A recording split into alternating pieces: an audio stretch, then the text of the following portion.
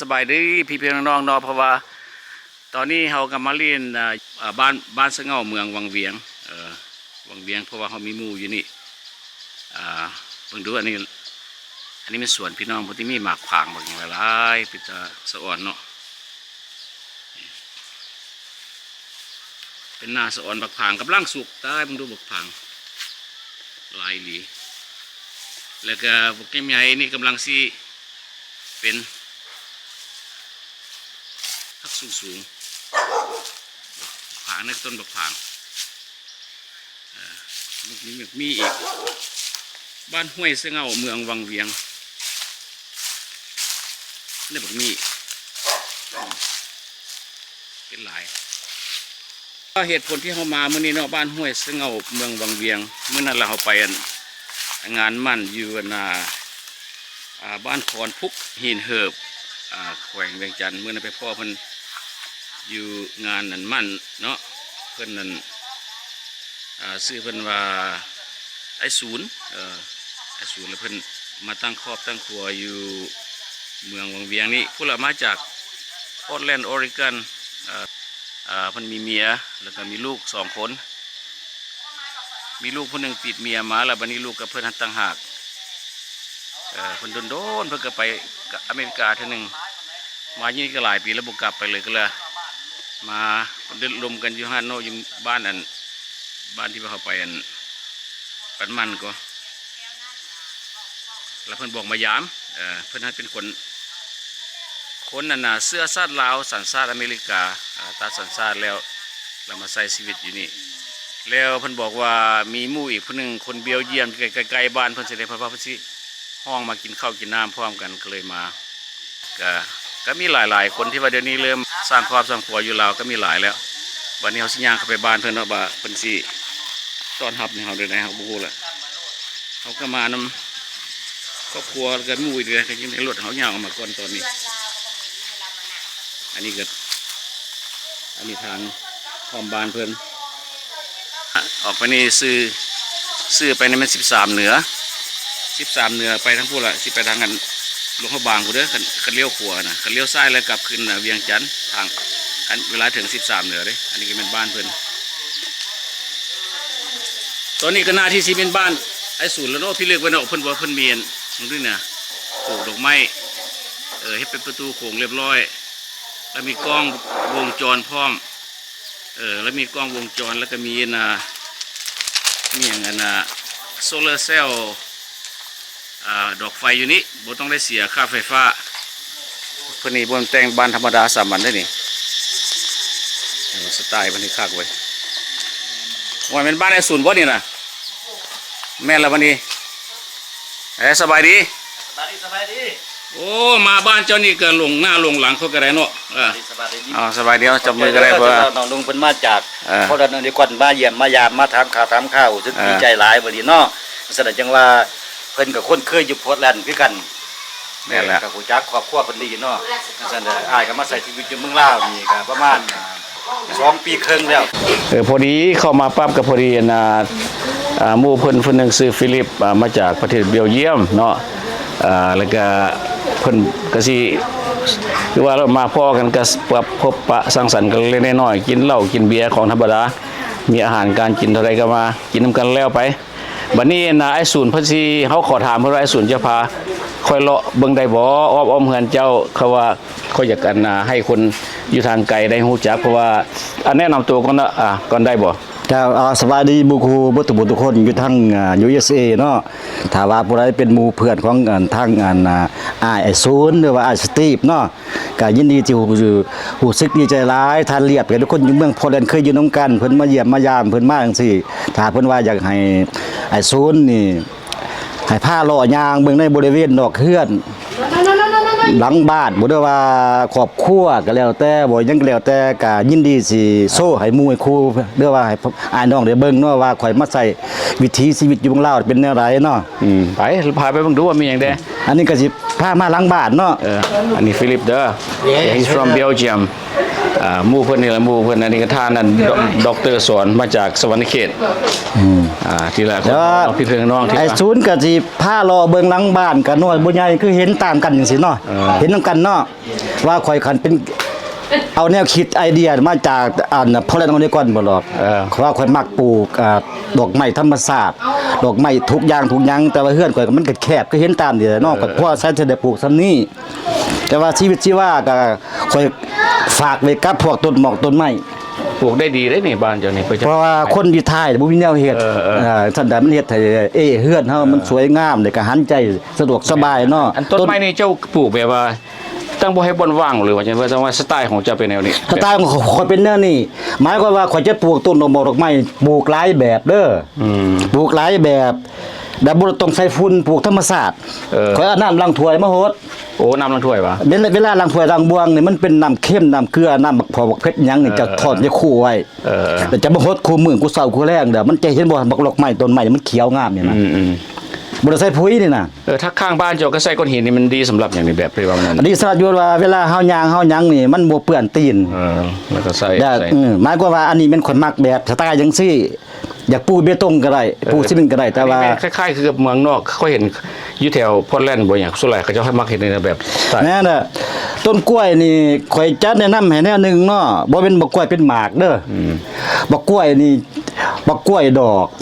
อันนี้บ่กล้วยดอกบ่ บักกล้วยเป็นดอกมันจะขึ้นสูงแล้วมันจะออกดอกงามมันต้องออกดอกงามอยากแนะนำแนวหนึงอันนี้คือเบิ่งเอาบ้านเฮาก็บ่อึดอันนี้มันต้นหมากหมายความว่ามันจะขึ้นสูงกลายหลังคาบ้านเดี๋ยวมันจะงามเนาะแต่อันนี้ต้นดอกไม้ต้นดอกไม้ทุกแบบนี่มันยังบ่ทันหอนยากมันออกดอกแต่ต้นบักพอบักเพชร ใช่ ต้นบักฮงกินบักเพชรแล้วกินบักฮงแล้วเอามาโห้ยใส่นี่อยู่บ้านเฮาเนี่ยหมายความว่าในหยังกระยาตกลงดินมันเกิดเบิด วะ รดน้ำแน่ถึงน้ำฝนแน่ มันงามแต่ของเจ้าเฮ็ดนี่เนาะ แม่นเด้อมันเขียวๆหมายความว่าน้ำดังถ้วยดังบวงเด้อ โอ้อย่าไปปลากันทิ่มว่าซั่นไปเนาะ แม่นเด้อ ใส่เป็น เราเป็นเปลือกเป็นผักเป็นมีเป็นอีหยังหั่นข่อยจะเอามาเทลงนี่เบิดนอกจากพลาสติกจังเอาใส่ถุงขยะแล้วมันบักกินบักกล้วยบักฮุงบักยังกระยากินบ่เบิดแต่มาทิ่มน่ะมันเปื่อยมันเป็นฝุ่นจุลินทรีย์ซั่นจังว่าอันนี้ไอเดียของข่อยเองอันนี้น่ะ ไปลอง มีต้นดาวหอกดาวเฮืองนี่ โอ้บ่ให้บนเปล่าว่างเลยติเนาะใส่ แม่นบ่ให้ดินบ่ว่างอยู่ในเนี่ยมันจะเป็นเวลาข่อยตัดตอนต้นหมอกต้นไม้อารมณ์นี่เบิดอารมณ์นี่เบิดนี่คือจังซี่นี่เด่นนี่ อันนี้มันดอกนี่คือบ่เคยคือคล้าย ดอกอันนี้นี่อ้ายก็บ่ซื้อเด้อแต่ว่าอยู่เมืองลาวนี่บ่อึดอยู่เมืองลาวบ่อึด บ่ให้ว่างเลยนะเจ้าเนาะบักอึดเนาะนี่ดุดันเนาะเจ้าเนาะ หมายความว่าต้นบักไม้อยู่ทั้งข้างนี่มีต้นบักแพรต้นอะโวคาโดต้นหมากมังคุดต้นหมากอีหยังนี่มีเบิดเวลากินแล้วอันนั้นมาถิ่นพวกนี้มันจะเกิดคือบักฮงนี่ก็ว่าความซื้อเด้อกินบ่เบิดเอาไปขายกันหลายเทื่อแล้ว โอ้ บักกล้วยคือกันบักกล้วยน้ำหวานนี่กินบ่เบิดเอาไปขายไปให้ป้าไปขายนี่บักม่วงตาตอนจนพักเบิ่งจนได้เดือนหานหงก็สิเป็นหมากแล้วบักกล้วยอันนี้นี่สั่งมาจากเมืองไทย โอ้อายุสร้างประเทศไทยพุ่นน่ะ แม่นนอนึงนอเดียว 200,000 กีบ บักกล้วยนี่เด้ 200,000 กีบแต่หน่วยมันจะใหญ่พี่วะใหญ่หวานบักกล้วยอันนี้น่ะ โอ้ ซื้อเอานอเดียวมาก่อนบัดนี้ถ้ามันออกแม่แพร่ลูกก็สิได้ขายนอนึง2จัด อันที่ว่าแท่งน้ำอยู่ทางหลังนี่มันน้ำบาดาลตัวบ่เลยจังได๋จะใช้น้ำบาดาลบ่หรือ แท่งน้ำนี่ใส่น้ำประปาเพราะว่าบ้านเฮาน้ำประปาบ่แห้ง โอ้น้ำประปามามีอยู่แล้วอยู่ในเมืองวังเวียงนี่แต่ว่า แม่นแหละ บ่แห้งจำเป็นจะต้องได้ใส่แท่งตัวนี้อีก แม่นไอ้ศูนย์ตรงใดทำขึ้นมาทำขึ้นมา ทำขึ้นมาใส่ ทำขึ้นมาสต็อกไว้อยู่ในนี่แล้วมันก็มีอันpower เฮาเปิดแล้วมันก็จะมันก็ดูดน้ำตั้งแท่งเข้านี่เฮือน เข้าใจทางในเฮือน อันนี้หลังบ้านเจ้านี่ว่าใส่ก้อนหินครบเป็นก้อนใหญ่ๆนี่เจ้าสิมีแผนการปูซิมังบ่หรือว่าขั้นต่อไปเจ้าสิเฮ็ด อันนี้เว้าเรื่องอยู่ในฟิวเจอร์นี่วางแผนไปเบิดแล้วเฮือนควรสิเฮ็ดประดับประดาใหม่เบิด โอ้ แล้วจังสิปลูกพืช มีแผนอยู่แล้ว แม่แหละ เขาก็ต้องได้ปิดอ้อมอีกตัวเฮ็ดเป็นนานา แม่กันขโมยกันหยังจังซั่นละดินบ้านใหญ่บ่น้อยคือเห็นนํกันเด้ออันทีมงานครูไอ้น้องเนาะในบักเพชรบักขอกบักเครือฟักตัดบ่ตำนินบ่อีหยังนี่มันถิ่นลุงนี่เพราะเจ้าของนี่ค่ายนี่พอได้เก็บกินอยู่หลังบ้านนี่ อันนี้เฮ็ดกินอยู่ข้างนอกบ่ เฮ็ดกินอยู่ข้างนอกส่วนหลายเฮ็ดกินอยู่ข้างนอกแต่เตาแก๊สก็มีแต่สำหรับเตาแก๊สอยู่ในเฮือนก็มี แล้วบ้านเฮาอยู่เมืองลาวนี่จะอยู่ทางนอกจังซี่มันสบาย มันอากาศร่วงดีแล้ว อากาศร่วงแล้วมันก็บ่มินคิวในเฮือนเด้อ บ่หนาว ต้นบะฮุงนี่มีอยู่คูบอน อืม คือเว้าหั่นแหละ แล้วก็ต้นมะกล้วยนี่ก็ตั้มหลายเทื่อแล้วใหญ่ๆขึ้นมาเรื่อย โอ้ ๆกินบ่เบิดแต่เอาไปขายตลาด อันนี้ก็มีสิ่งล่างมือข้างนอกอีกตัวนี้นะ อันนี้แม่นคือว่าเบื้องต้นหันด้านทางหัวทางบวงเอาสะสนไปนี่ เอาไปทิ่มเอาไป เอาไปโหดพัก แหน่เห็นบ่ เพราะว่าข่อยปลูกเครื่องปลูกของจะบ่มีฝุ่นเด้อ โอ้ ก็บ่มีฝุ่น โอ้ฟังเขาเด้อพี่น้องบ่ได้ใส่ฝุ่นแต่ว่าใส่น้ำล้างถ้วยเด้อ แล้วต้นกล้วยนี่ตัด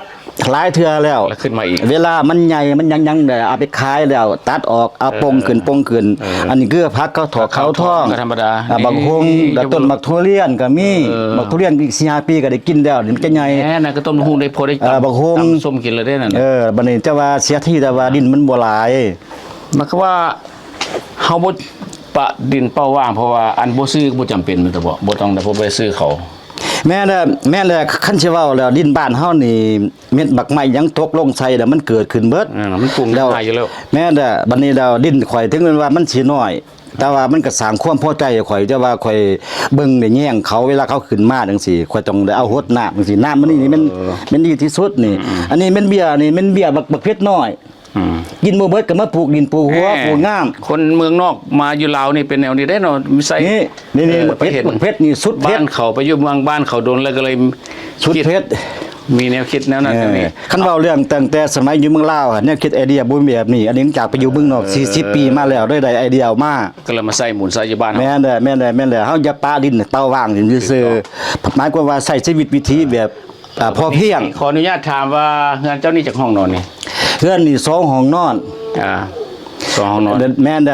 มีห้องมาสเตอร์รูมบ่เห็นเป็นห้องส่วนตัวของข่อยเป็นห้องมาสเตอร์รูม คันบ่นั่นก็พาเข้าย่างเบิ่งได้อยู่วะเข้าไปในเฮือนเข้าไปในห้องเลาะบ้านเจ้านี่นะ โอ้กะแฮงยินดีแล้ว เพราะว่า หมายความว่าบ่แม่นว่าสิอยากมาสู้มาอวดไอ้น้องบ่คือไอ้น้องเพราะว่าอันนี้เว้าตามความเป็นจริงคือทานมื้อเรียบจังซี่เพิ่นก็มาเฮ็ดYouTube บอกยูทูบเบอร์หยังแต่ถ้าเพิ่นถามก็ยินดีสิพาเลาะเบิ่งในเฮือนเนาะว่าหน้าตาในเฮือนเป็นแนวไรเนาะ ไอ้อันสิทธิของเพิ่นเฮาก็ต้องถามเพิ่นก่อนเพิ่นอนุญาตบ่เพิ่นยินดีเฮาก็พาไปเฮาไปนำเพิ่น แม่นบ่ได้แสดงถึงความหังความมีอันนี้จะวิธีควรเป็นกินความจริงเนาะอันนี้คือวันโตกินข้าวเนาะว่ายิงดุมกว่าก็จังซี่ เจ้าก็ออกแบบได้ดีตัวเนาะนี่ก็ซื้อมาบ่หรือยังไงพวกตัวกินตู้เครื่องถ้วยบวงตรงนี้ซื้อเบิดออกแบบได้ดีคืออยู่บ้านเฮานี่จะบ่มีเครื่องตากผ้าเด้อโอ้จะบ่มีเครื่องตากผ้ามีแต่เครื่องซักเพราะมันอากาศมันร้อนอยู่แล้วเนาะแม่นแหละอันนี้กันจากเบิ่งห้องน้ำก็บ่เป็นมือของปัญหาหยังหาเพิ่นอันนี้ห้องอาบน้ำอันนี้แม่นห้องอาบเนาะดูตากะโลงามดีเนาะบ่มื่นได้นี่นะเป็นก้อนหินโอ้มันบ่มื่นครับแล้วก็ตอนนี้เป็นห้องทายเนาะเดี๋ยวอันนี้มันใส่น้ำแบบที่ว่าน้ำอุ่นก็อยู่หั่นเนาะเตาน้อยๆได้สบายบ่อุ่นแม่นได้ก็จะใส่ใหญ่เพราะว่าบ้านนั่นอยู่แล้วเอาไปเบิ่งห้องอันน่ะส้วมทายบ่เดี๋ยวห้องส้วมทายก็แม่นเฮาก็ดีไซน์เอาแบบสไตล์เมืองนอกเบิดนี่แบบได้สแตนดาร์ดของเมืองนอกอันนี้เป็นเจ้าออกแบบเอาหมดเลยออกแบบนำกันกับเมียโอ้เมียถามเมียออกแบบช่วยกันแม่นเด้ออันนี้สำหรับคิทเช่นเนาะอันนี้อันนี้เราใช้ระบบแบบเมืองนอกเท่าเราเฮ็ดนี่ก็ได้นี่ก็ใช้ระบบแบบเมืองนอกเตาแก๊สสิใช้เตาไฟฟ้าก็ได้แล้วทางเทิงก็แคบิเนตแบบเมืองนอกเลยไปเบิ่งนอกเฮาเลยเพราะว่าเจ้าเคยอยู่เมืองนอกก็เลยเคยอยู่เมืองนอกมาจังซี่เสียดแบบอันนั้นก็บ่ได้ตรงนี้มันแม่นเพราะว่าเฮาต้องเอาดีไซน์เอาแบบเมืองนอกมาเบิดเฮาก็เมียก็ไมโครเวฟก็วนเมืองนอกเนาะแม่นเด้อเอาไว้อุ่นออกอาหารเนาะตู้เย็นมันก็อยู่ใส่ก็มีเนาะใครแม่นเด้อแล้วก็มีตาแม่นแต่บรรยากาศก็สิพาทีมงานเฮาเขาเบิ่งในห้องรับแขกเนาะเอาลงไปนี่อันนี้ห้องนึงเนาะห้องนึงแม่นล่ะห้องนึงอันนี้เป็นห้องส่วนตัวของข่อยเนาะห้องส่วนตัวเพิ่นว่า master bedroom ก็ว่าแล้วบัดนี้เรื่องดีไซน์เฮ็ดรูปนี่มันข่อยมาดีไซน์อยู่พี่เบิดโอ้ดีไซน์เองอยู่นี่เบิด เจ้าเฮ็ดเอาโฮมไปติดใส่อยู่นี่ แม้แต่เวลาไปงานบุญกินเจียงก็จะมีบุญกินเจียงไปงานจีนก็มีของงานตุ๊ดจีนอันนี้งานไปบุญกินเจียงราคา12 โอ้เจ้าใส่สุดมงอย่างนี้ตัวนี้ แม้แต่งานคริสต์มาสก็เฮ็ดแบบเมืองนอกเบิด ลูกกับเมีย นี่นี่ แหม แต่ว่าดีไซน์ออกมาถึงเมืองนอกเบิด สองฟ้าข้างเพิ่นบ่ได้ให้เป่าวางตัวนี้เป็น บ่ให้ละเปาวาง มีลูก นี่หูป้าหูลุงหูปู่หูครูหูอ้ายหูน้องหูหยังเพราะว่าสิเก็บไว้เป็นให้ลูกเกิดมาใหม่เด้เป็นแมโมรีไว้เบิด โอ้ นี่ก็ อันนี้เป็นพาสปอร์ตเจ้าตัวบอกเลย แม่น่ะพาสปอร์ตอันนี้ลูกที่ว่าเกิดใหม่เราได้เป็นคนสัญชาติแล้ว มีพาสปอร์ตแล้วนี่มีเบิร์ธเซอร์ติฟิเคตมีเบิดแล้วนี่นี่ แต่มันเป็นเสื้อสั้นเนาะ อันนี้เป็นรูปที่ว่าข่อยเคยมีอยู่เมืองโพแลนด์เนาะสมัยเป็นบ่าวเนาะกับบ่าวเฮิมเดี๋ยวไป เบาเหิม 50แล้วอันนี้เป็นอยู่วังเวียงเด้อ เงินหลังทุกมื้อนี่ แม่นแหละอันนี้แนวคิดของข่อยเองแนวคิดจะแปลกต่างหมู่บางคนสิว่าข่อยนี่นำหมดคนจีนบ่สไตล์จีนบ่ก็สุดแล้วข่อยมักจังซี่ เอาสไตล์เขาเอง แม่นนี่ก็อยู่หน้าบ้านนี่ ชุดขาวนี่มันหมายความว่าบริสุทธิ์เด้อ แม่นแหละบริสุทธิ์ใจ บริสุทธิ์ใจ แม่นแหละ เดี๋ยวจะมากค่อยเห็นเจ้าใส่ไทยฮูกกับชุดขาว ตอนมาบ่นี่ก็ชุดขาวคนบริสุทธิ์ แม่นแหละข่อยยุคพลเล่นข่อยเข้าไปธรรมกาย โอ้ก็เลย ข่อยก็ใส่ชุดขาวกัน ขาว ข่อยไปธรรมกายได้ไปพุทธได้ กอง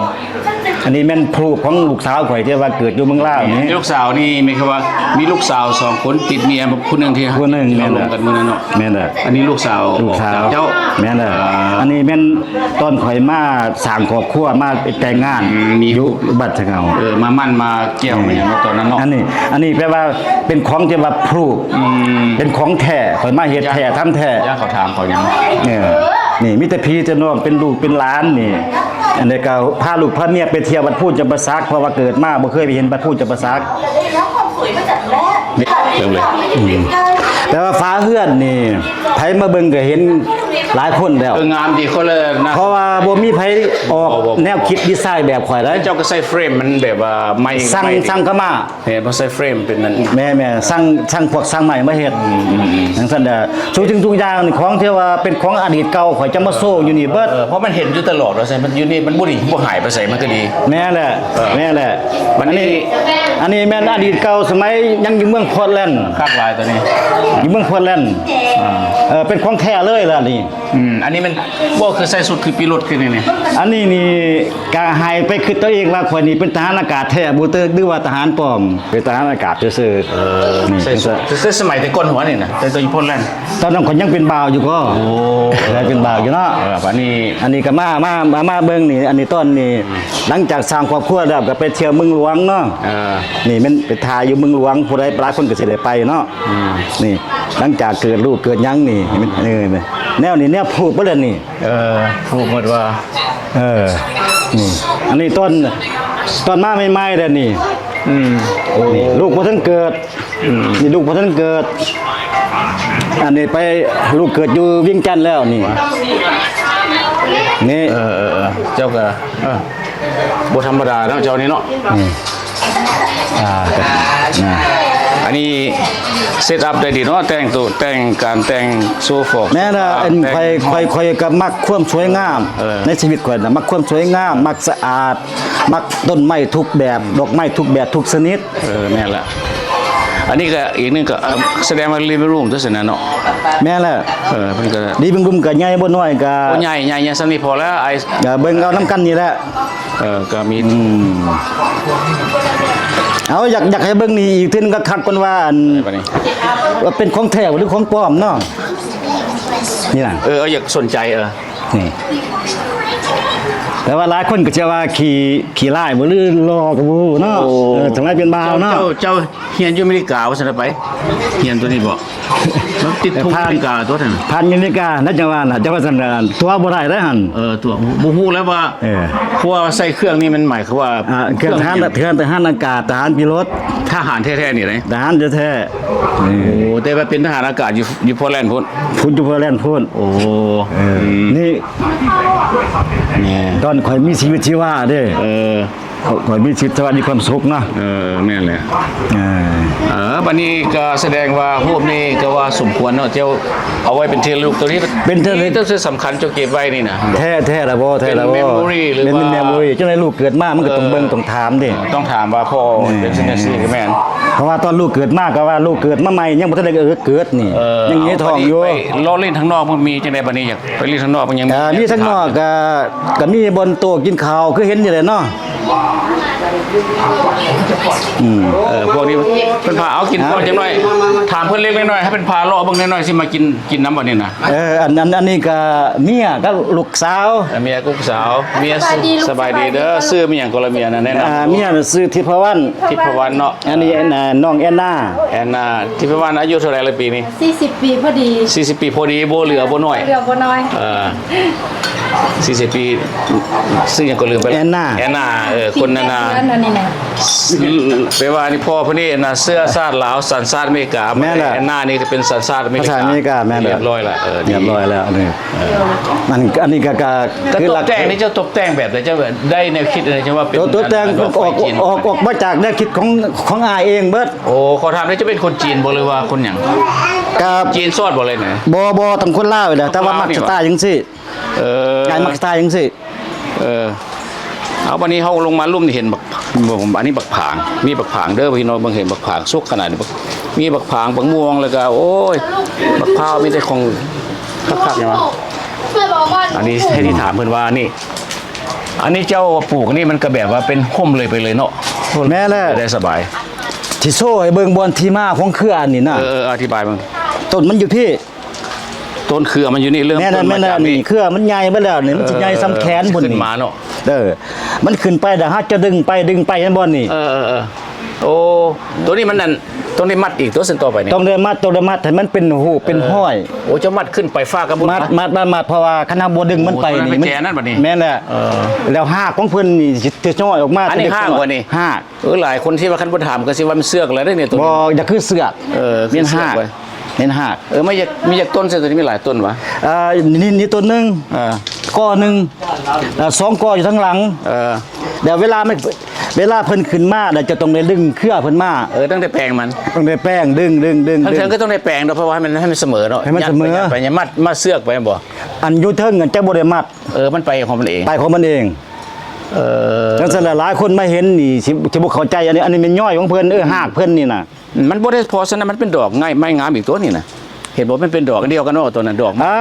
อันนี้นี่คนละแบบอีก ก็แบบอีกแต่ก็เป็นเครือเนาะ เป็นเครือ เป็นเครือ นี่ดอกเพิ่นจะหอมนี่น่ะหอมยามเช้ามื้อแลงเวลาเพิ่นออกเครือจะต้องได้ดึงเพิ่นไปดึงไป ต้นไผ่นี่เพราะว่าใส่ถังปุญญามันขยายบ่หรือยังไงส่วน บ่อันนี้เป็นแนวของจีน โอ้เขาบอกต้นไผ่จีน แม่นแหละ อันนี้ต้นบัก อาโลบอกอาโลที่กินน้ำได้นะ อาโล อันนี้ต้นยังบูอันนี้ต้นบักเงาะเด้อ โอ้บังเงาะวะนี่เป็นหมากเลยบัง อัน เงาะ ก็2ปี แน่ แต่ว่าปีหน้านี่เพิ่นใหญ่เกินไปสิเป็นหลายเด้อ เป็นหมากเลยได้ปีนี้นะ2 แม่นแหละบักเงาะ แน่ บักม่วงนี่ก็เป็นหมากแล้ว แต่ว่าจะในเดือน5เป็น กินเลยเด้นี่ บักยำไยนี่ บ้านไอ้สวนบ่ได้ว่างจากหน่อยดินปลูก บักยำไยนี่เดือน6ปีหน้านี่เป็นแล้วต้นไม้นี่ลักษณะใบกล้วยนี่มีทุกชนิดนี่ขึ้นกับคนดีไซน์เด้ออันอ้ายน้องหมู่คู่เอ้ยขึ้นกับคนสิดีไซน์มันซั่นแหละเฮาบ่ปาให้หลังบ้านหน้าบ้าน มันเป่าวางเนาะ มันเป็น เป็นโฮมอีกได้มัน เป็นโฮมเป็นโฮม เป็นโฮมได้สบาย แน่แหละ อันนี้มันต้นอย่างตัวใหญ่ๆ อันนี้นี่เขาเอิ้นอันจักคืออันยังบ่นี่นะ เจ้าเก็บแต่ว่าอย่างก็ยากแต่ว่ามันเป็นโฮมตัวใบใหญ่ดีตัว แม่นน่ะจะว่าเป็นต้นซักก็บ่แม่นนี่เป็นหยังก็บ่แม่น อันนี้เราจักเจ้าอีกวะนี่ รู้จักของเมียก็คิดรู้จักบ่เป็นดอก โอ้ รู้จักเมีย อันนี้โบได้ว่างจากหน่อยดินมาหลอกจอกแจกระปุก แม่น ลม ซั่นจังว่าคือเฮาไปพ้นห้องพุ่นน่าสู้เป็นบ่นางอันนั้นแล้วอยู่ผู้เดียวแล้วก็ดีไซน์ใหม่เบิดนี่ แต่ว่า คือต้นไผ่นี่แบบแรกก็ซื้อมาใส่นี่ พยายามบ่ให้ขาดคืน นี่แล้วต้นมะขามนี่เอาไปใส่ต้มไก่หลายเทื่อแล้ว ยังปิดเท่าไหร่ให้ขึ้นตัวเส้น พุทธ ไป เรื่องขึ้นต้นนั้นนี่ก็ต้นบักยำไยนี่น่ะ แน่ โอ้ แล้วไปตั้งคางนี่มันจะมีต้นดอกโมดอกไม้ต้นหมากอะวคาโดต้นหมากอีหยังบักคู่บักพางก็ใส่ลงเบิดนี่ต้นบักฮวง อันนี้แม่นรถเมียงนี่เคียบ่ รถเคี้ย รถเคียเนาะขับมือใหญ่ดีเด้อรถเคียนี่เนาะ แม่นเลย เจ้ารู้จักว่าปีใดรถเคียนี่คันนี้ รถออกใหม่ๆปี2022นี่ 2022บ่ แม่นล่ะ สีมันก็งามดี แม่นล่ะ ดีเลยมีรถพอได้ไปหันไปนี่เพราะว่ามีขาอยู่ไม่นี่มันต้องมีขา แม่ล่ะก็สิฝาก ใส่เงินแล้วใส่ประหยัด ฝากความส่งไปหาหมู่ครูทั้งนอกทั้งอเมริกาเลยเนาะ ผู้ใดจะว่าวางแผนจะดีถ่ายเนาะผู้ใดมีดินมีดอนอยู่ภาคใต้ภาคกลางผู้ใดก็แล้ว แต่ต้องวางแผนไว้ก่อน3ปีหรือ2ปีเนาะเวลาดีถ่ายแล้วสิมาเอาเมียอยู่นี่บ่เอาหรือบ่เอาต้องให้มีรถส่วนตัวขี่มีดินส่วนตัวมีเฮือนส่วนตัวจังซั่นน่ะพวกเฮาจะบ่ได้ไปมีเป็นภาระให้พี่ให้น้องจังซั่นน่ะอยู่เมืองลาวเฮานี่แม่นหยังก็เป็นเงินเบิดเด้อหมู่ครูไอ้น้องเด้อเป็นเงินเบิดมีเงินนี่ถ้าบ่มีเงินก็มีความสุขหนึ่งมาเงินนี่เป็นปัจจัยที่บนว่ามีรถขี่ใส่น้ำมันรถไปเที่ยวแต่เหนือแต่ใต้ต้องใช้เงินจังซั่นจังว่าความสุขเฮามันจะสุดที่บนหันความสุขเนาะ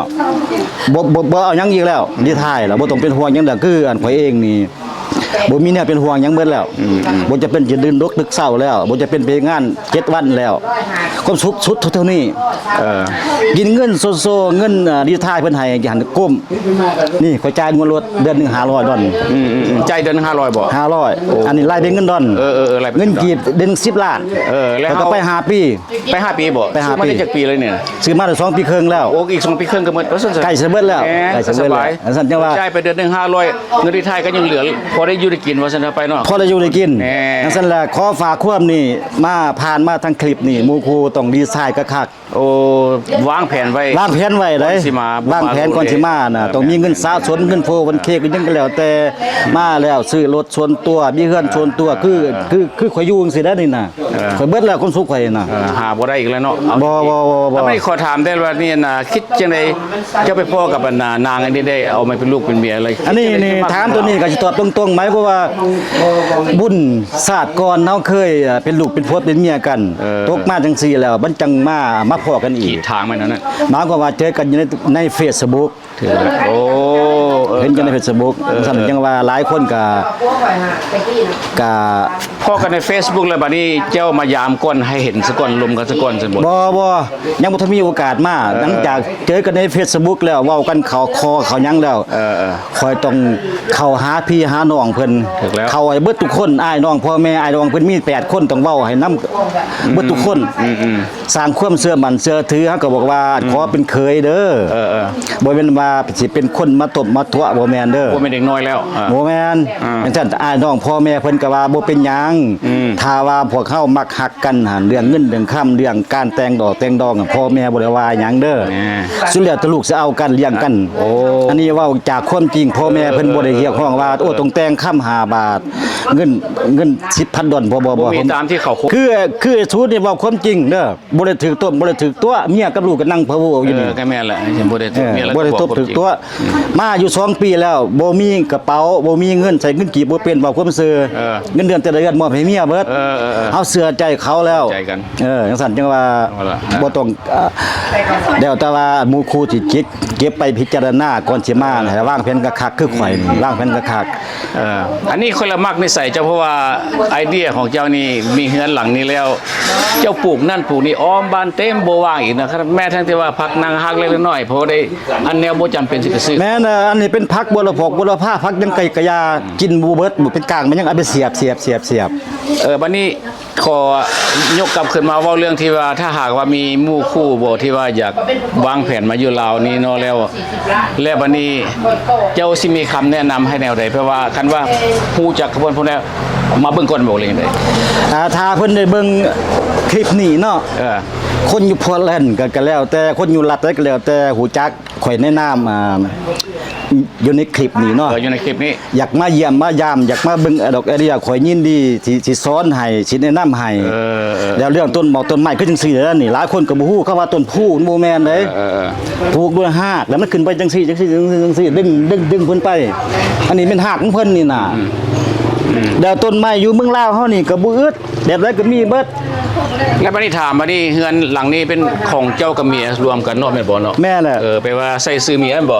อันคนเมืองลาวอยู่เมืองนอกฮู้ดีแล้ว ว่าต้องใส่ สิมาซื้อหยังก็อย่าซื้อดินซื้อหยัง บ่ได้อยู่แล้ว ถึงสิขึ้นใส่ซื้อเมียข่อยก็ภูมิใจ แม่น เพราะว่าเราบ่เป็นคนต้มคนตัวคนล่วงข่อย โอเค ทั้งหมดแต่ว่าเงินกีบใส่บ่เป็นกูมือนี่ เห็นบ่ ข่อยบ่มีกระเป๋าติดตัว เพราะให้เมียใส่ใจ ขึ้นเมียแต่แค่เบิด ความเชื่อถือจนได้ ความเชื่อถือ จนได้ลูกน้ำเต้า จนได้ลูกผู้หนึงแล้วบัดนี้เขาสิมาตัวข่อยจังได้เป็นบัดนี้ข่อยสิไปตัวเราจังได้เป็น บ่ได้เพราะว่าเจ้าก็เป็นพ่อของเด็กน้อย แม่นแหละ เป็นเด็กน้อย แม่นแหละ มันก็ว่าเจ้าเป็นพ่อเขา แม่นแหละ เวลาเจ้าทรัพย์สินทุกอย่างที่เจ้าสร้างมากับเมียผู้นี้ มีเฮือนมีศาลมีรถมีลาง แล้วถ้าหากว่าเจ้าบ่อยู่ในโลกแผ่นนี้ไปแล้วไผก็เป็นของลูกเขาเพิ่นบ่ แม่นจั แล้ว ง บ่ ซั่น มีความ น่ะ เสียใจหยัง แต่ว่าอันข่อยก็บ่ได้คิดน้อยอกน้อยใจอีหยังเฮือนซ่านก็สองห้องนอนกระดินทั้งสองข้างก็คือหมู่ครูเห็นนั่นแหละข่อยก็ภูมิใจ แสดงว่าคนเฮานี่เกิดมานี่ 100% ของชีวิตแม่นบ่แล้วบัดนี้เฮาก็อายุขนาด60ปลาย70แล้วมันก็เหลือแต่25ปานนั้นเท่านั้นสุดท้ายเนาะ แม่แหละเจ้าว่าอยากขอ เอาเลยเฮ็ด อยากขอส่งความฝากฟังไปหาหมู่ครูที่ว่าอายุยังหนุ่มยังน้อย ถ้าพ่อไปได้ก็ไปบ่ต้องรอท่าไปว่าโอ้จนฮอด65เต็ม66เต็ม มันบ่ลื่นกันได้ดอกลื่นกันละ100 200นึงจังซั่นแหละเฮาต้องฮักชีวิตเฮาเฮ็ดเวียกมาแต่น้อยจนฮอดอายุ50 70บ่แล้วแต่60นี่ตัวฮักชีวิตหมายก็ว่าเศร้าเฮ็ดเวียกเศร้าซะ เพราะว่าชีวิตเฮานี่บ่ฮู้ว่ามันสิไปถึงไส คันเฮาสิไปรอท่าว่ารอท่า60 70ชีวิตมันบ่ฮู้เด้ชีวิตมันลายทุชอดไปแล้วบัดนี้ อันนี้ก็ที่ว่าเฮามาเล่นนำไอ้ศูนย์มื้อนี้ก็บ่แม่นว่าสิมาแนะนำให้หมู่ว่ามาอยู่ลาวบ่สิปานนี้ความมันความมักความชอบของคนแต่ละคนบ่คือกันเนาะ แม่แหละถ้าผู้ใดเห็นคลิปนี้ก็แล้วแต่เป็นสิเอาไปตัดสินใจ ถ้าหากว่าเฮามักอยู่เมืองนอกถ้าว่าเฮานั่นก็สุดแล้ว ก็แล้วเรื่องของเพิ่นก็สุดแล้วแต่เรื่องของเพิ่นแต่ว่า คิดบ่คือกันถ้าว่าบางคนที่มักมาอยากกลับมาบ้านเฮาบ่มาหาพี่หาน้องบ่มาใช้ชีวิตบ่สุดบ้านปลายก็เป็นแนวนึงนะ โอเคเว้าเรื่องความสุขของแต่ละคนนี่มุ้ยไผหาให้ แท้บ่ มีแต่ตัวผู้เกี่ยวหาเอาเอง เกี่ยวหาเอง อยากมาใช้ชีวิตแบบข่อยนี่บ่ให้รู้บ่ให้ลาซะนี่ก็โอเคแล้ว นี่โอเคแล้ว งั้ งั้นกำลัง เฮือดผู้ใหญ่แต่ว่า เพราะว่าเฮือดนี่บุ้ยนี่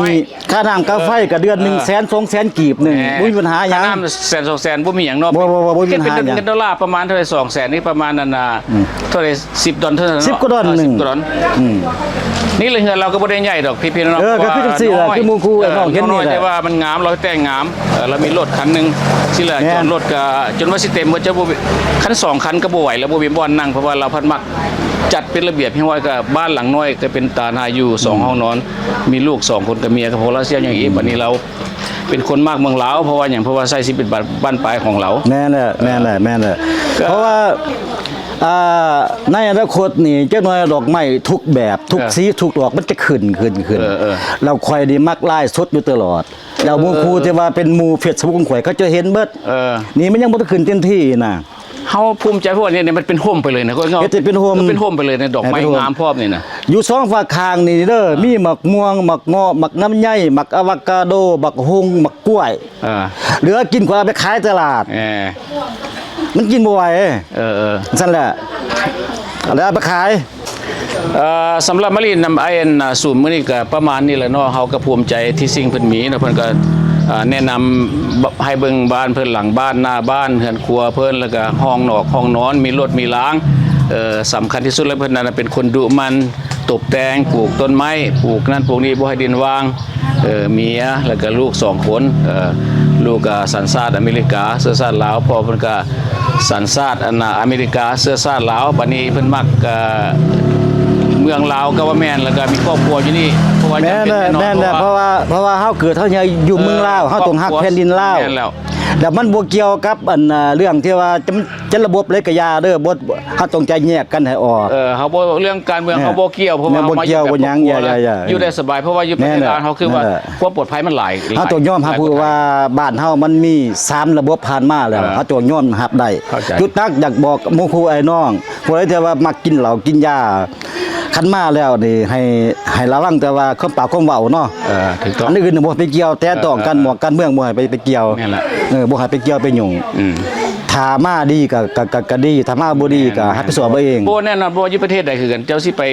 คันแบบว่าไปบ่ดีแล้วมันก็บ่ต้องดีอยู่ไส ไปอยู่ประเทศใดก็ต้อง คือ รับ นเบิดน่ะ นับถือกฎหมายประเทศนั้น แม่น อันเดียวกัน ต้อง